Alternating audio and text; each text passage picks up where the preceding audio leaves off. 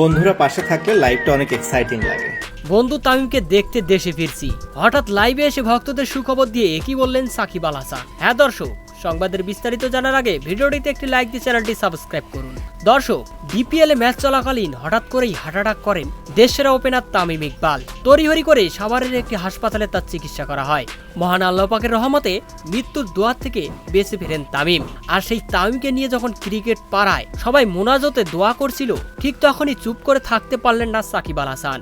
নিজের জন্মদিনকে ভুলে গিয়ে বন্ধু তামিমের জন্য সবাইকে দোয়া করতে বলেন। জুলাই আন্দোলনের মামলা থাকার কারণে সাকিব নিজের দেশে আসতে না পারলেও নিজের বাবা মাকে পাঠিয়েছেন তামিমকে দেখে আসতে, কিন্তু তাতেও যেন নিজেকে দায়ী মনে করছেন সাকিব। তাই সাকিব বলেন, আমি আর কোনো মামলা হামলার ভয় করি না, দেশে ফিরছি তামিমের জন্যই, আমাকে জেলে নেওয়া হলেও হোক, তো তামিমকে এক নজর দেখবো। তো দর্শক, জুলাই আন্দোলনের মামলাকে বৃদ্ধাঙ্গুল দেখিয়ে বন্ধু তামিমের জন্য দেশে ফিরবে সাকিব। এর জন্য কি সাকিব আল হাসানকে অ্যারেস্ট করা উচিত? কমেন্ট করে জানিয়ে দিন আপনাদের মতামত ভিডিওর কমেন্ট বক্সে।